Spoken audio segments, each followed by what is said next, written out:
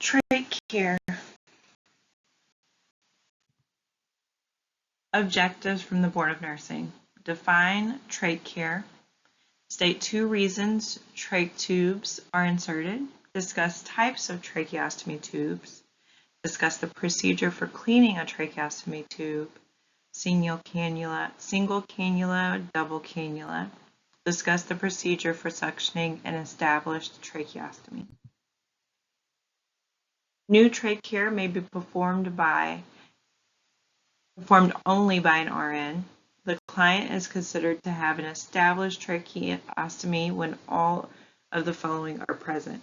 A stoma is well healed, the airway is patent, and a licensed nurse has performed tracheostomy care for the patient a sufficient number of times to ensure that the delegation of this task is consistent with the criteria previously outlined. Why perform a tracheostomy? Tracheostomy is done to relieve an airway obstruction, facilitate breathing, the removal of secretions. A tracheotomy is a surgical procedure to create an opening into the neck through which to breathe.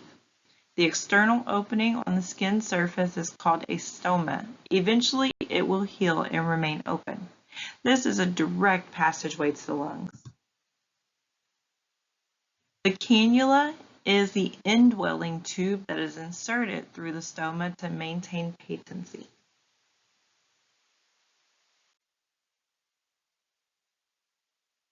Single cannula trach tubes have no inner cannula. They allow more airflow, but the inner cannula cannot be removed in an emergency, such as a mucus plug in the tube. A double cannula, inner and outer trach tube, is used most in adult patients.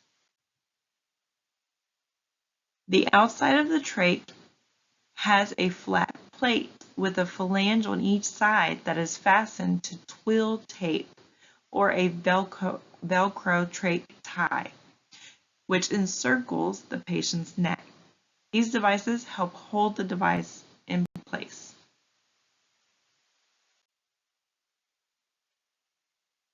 Types of trach tubes. An inflated balloon seals the space between the trach tube and the trachea. This would be a cuffed trach tube. It is used for residents who need a ventilator to breathe for them or who are at high risk for aspiration.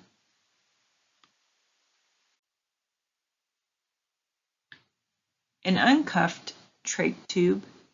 Air can move through the trach tube and also through the trachea. This trach is used for patients who are breathing without mechanical assistance and who are not at risk for aspiration. The patient can begin to speak and cough normally.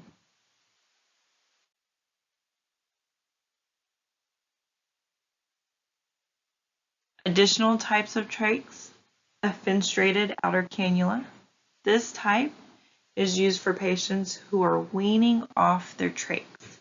When the patient breathes, air can go from the upper respiratory airway through and around the trach tube and down to the lungs. When a plug is put over the trach opening, the patient can speak and cough. There are special plugs available for some patients just to use their finger to cover the trach opening.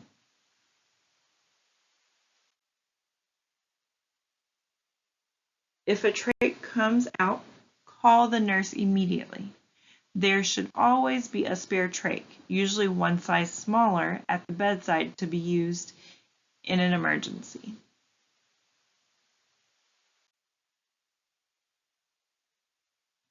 Normally, the nose and throat moisten in warm air before it enters the lungs. Inhaling cold, dry air is very uncomfortable and irritating to the lungs under the best circumstances.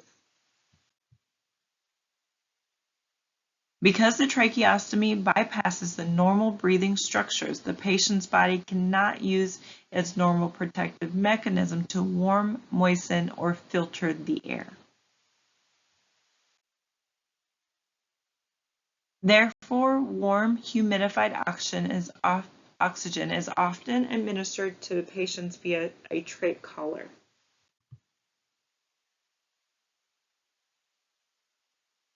Normally, the structures in the nose and mouth capture microbes and other foreign particles, preventing them from entering the airway. The stoma provides a direct passageway into the lungs. The risk of aspirating a foreign particle is greatly increased. Avoid getting water, powder, lint, dust, or other objects near the stoma.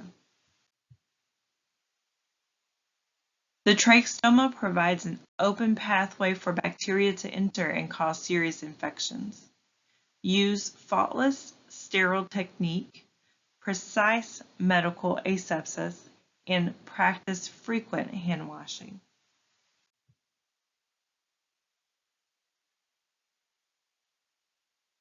Tracheostomy suctioning by a CNA or aide may not involve any need for nursing assessment and may only be performed during tracheostomy care or under an established plan of care for patients with established tracheostomies as noted. Patients needing frequent suctioning or assessment must have this provided by the RN, LPN, or family member at home. Suctioning a tracheostomy stimulates coughing, so wearing a face mask and eye protection may be necessary. A gown may also be indicated. Position the patient in a semi-Fowler's position. Pressure on the suction machine should not be below 80 or above 120. If not in this range, notify the RN or respiratory professional. Ventilate the patient with a bag valve device if instructed by the nurse.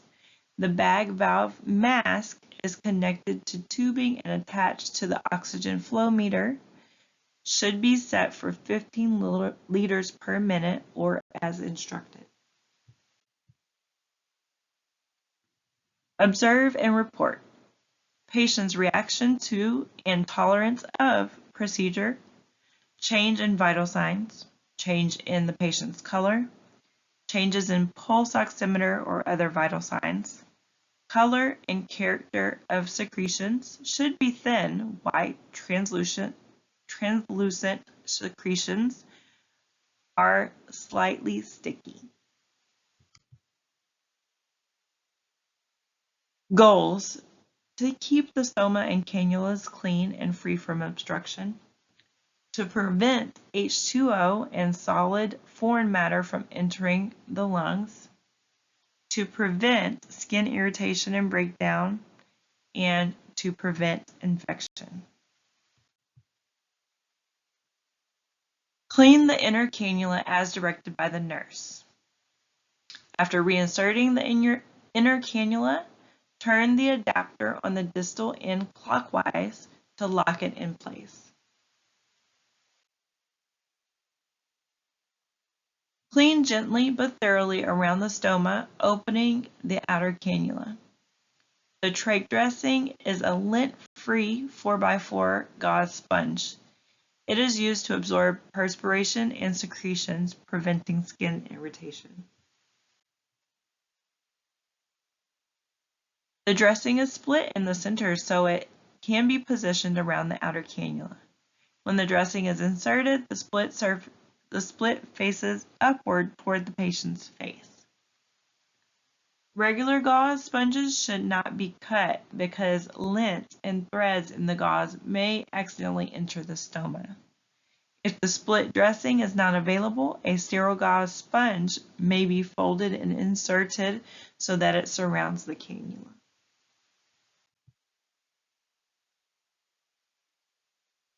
Precautions. Trach ties should be replaced anytime they become moist with secretions or perspiration. Wear face protection and a surgical mask when performing this procedure because manipulating the cannulas may cause the patient to cough. Be very careful to follow the facility procedure. If the patient begins to cough after the old tie is removed, The plate and outer cannula may be coughed right out of the stoma. The stoma could close quickly, and this may become a serious emergency. In most facilities, a Velcro band is used to secure the outer cannula. However, pull ties may still be used.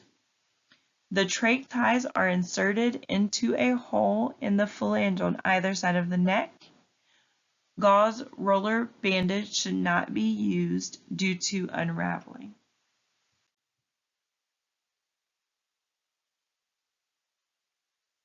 If the trach has twill ties, the tape is inserted through the flange, then drawn securely around the neck.